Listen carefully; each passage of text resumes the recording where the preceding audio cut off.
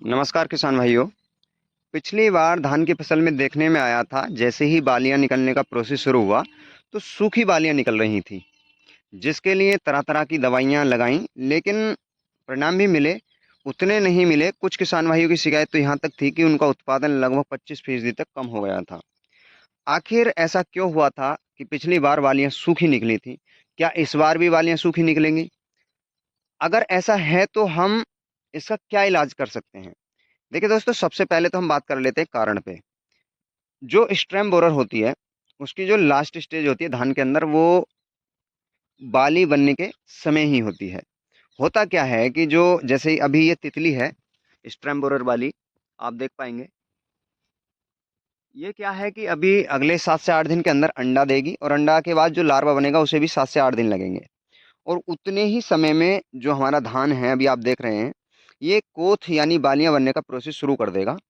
तो जिस समय इनका लार्वा बन जाता है स्टेम बोरर का, तो फिर वो भोजन के लिए धान की नाल को खाना शुरू करता है, जिस नाल पे हमारी बालियां बनती हैं। तो होता क्या है कि जब वो कट जाती है अंदर से, तो बाली जो है सूख जाती है। और जब सूख जाती है तो फिर हमें लॉस भी बहुत ज़्यादा होता है। और दोस्तों, उसी समय ग्रीन होपर भी रहता है, पत्ता लपेट भी रहती है, और स्टेम बोरर भी रहती है, और अन्य भी इंसेक्ट रहते हैं। जैसे कि मैं बात करूं, जैसे अभी आप देख सकते हैं, ये मकड़ी है, स्टेम बोरर वाली तितली आप देख ही सकते हैं, ये है। और जो ग्रीन हॉपर है वो अभी नहीं आया है, लेकिन आ जाएगा अगर हम प्रिवेंटिव इसका इलाज ना करें तो। और जो लीफ फोल्डर है या लीफ माइनर है, वो भी रहती है। तो इन सारे इंसेक्ट को हम एक ही साथ में कैसे कंट्रोल कर पाएं, उसके लिए आज का ये वीडियो है। वीडियो में आगे बढ़ने से पूर्व आपसे एक निवेदन है, आप हमारे यूट्यूब चैनल को सब्सक्राइब कर बेल आइकन बटन को प्रेस कर लें, जिससे हमारा भी मनोबल बढ़ेगा और आने वाला जो वीडियो होगा किसी भी विषय पे, वो आप तक जरूर पहुंचेगा। देखिए दोस्तों, एक चीज़ मैं दिखाना चाहूँगा कि इसमें अभी भी इंसेक्ट का इतना बड़ा प्रभाव है कि इसे जो ये स्ट्रेम बोरर वाली तितली होती है या फिर इंसेक्ट होता है, वो काटता है और फिर पूरा पौधा आप देख सकते हैं बिल्कुल सूखा हुआ निकला है। तो इन चीज़ों से ही हमारे किसानों को बहुत ज़्यादा लॉस होता है। तो जो स्प्रे है वो इस तरीके से है। एग्रोस्टार का एक किलैक्स आता है, जिसके अंदर अगर हम बात करें टेक्निकल की, तो लैम्डा साइलोथ्रिन रहता है और थायोमेथोक्सम रहता है। थायोमेथोक्सम इसमें रहता है 12.6%, और लैम्डा साइलोथ्रिन रहता है इसमें 9.5%। और दोस्तों, ये कॉम्बिनेशन इतना सुटेबल कॉम्बिनेशन है, किसी भी प्रकार का इंसेक्ट क्यों ना हो, सभी पे बहुत ही प्रभावी ढंग से नियंत्रण ये हमें देता है।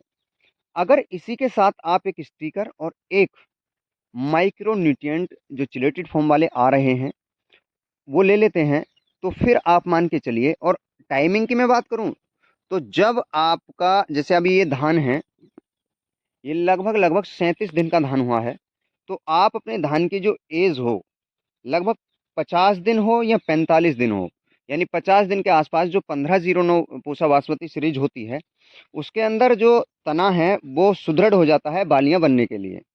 या फिर आप देख सकते हैं, जैसे ही हमारी जो नाल होती है, जो तना होता है, उसमें गांठें बनना शुरू हो जाएं, यानी बाली बनने का प्रोसेस शुरू हो जाए, तो आप उसी समय इस स्प्रे को डाल दीजिए। तो जो स्ट्रेम बोरर की तीसरी पीढ़ी हमारे धान के अंदर होती है, वो भी नहीं आएगी, ग्रीन हॉपर भी नहीं रहेगा, लीफ फोल्डर भी नहीं रहेगा, मकड़ी भी नहीं रहेगी, जो रस चूसक इंसेक्ट हैं वो भी नहीं रहेंगे। तो इससे होगा क्या? एक तो बाल बहुत अच्छे से बनेगी, बाल के अंदर जो दानों का भराव है वो बहुत अच्छे से होगा, और जब ये सारी प्रक्रियाएं ठीक से होंगी तो फिर उत्तम उत्पादन चमक के साथ बहुत ही अच्छा होगा। देखिए दोस्तों, कहते हैं ना कि जो चीज़ हम करते हैं वो एकदम सामने आ जाता है। अब इसने स्ट्रेम्बोरर वाली तितली ने एग भी पत्ती पर देना शुरू कर दिया है। जैसा कि ये जो पत्ती है, आप देख सकते हैं, ये स्ट्रेम बोरर के एग हैं। अब जब हम इसे हटाएंगे तो इसके अंदर जो लेयर है, और लेयर के अंदर जो बच्चे हैं, यानी जो अंडे हैं, उससे लार्वा निकलेगा। और यही होता है हमारी बालियां सूखने का सबसे बड़ा कारण।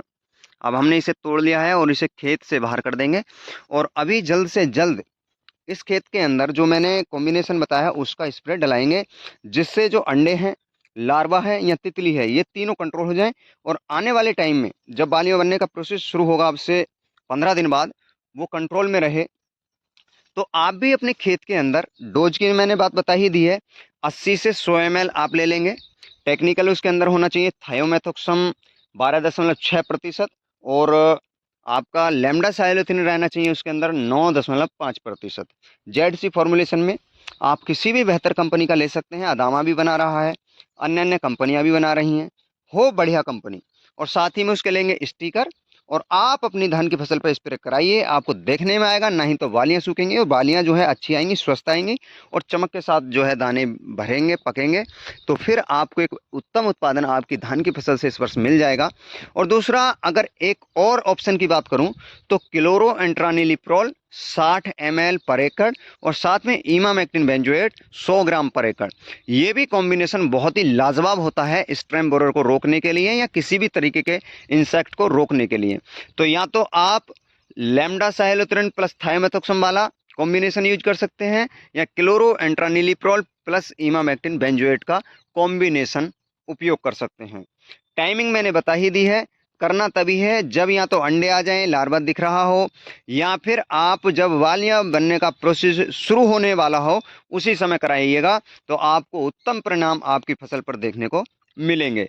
तो आज के वीडियो की जानकारी कैसी लगी बता सकते हैं। लगे कि शेयर करने योग्य जानकारी है तो अपने मित्रों के साथ शेयर कर सकते हैं और हमें सपोर्ट करने के लिए हमारे यूट्यूब चैनल को सब्सक्राइब कर बेल आइकन बटन को दबा सकते हैं। तो दोस्तों, आज के वीडियो में केवल इतना ही। नमस्कार।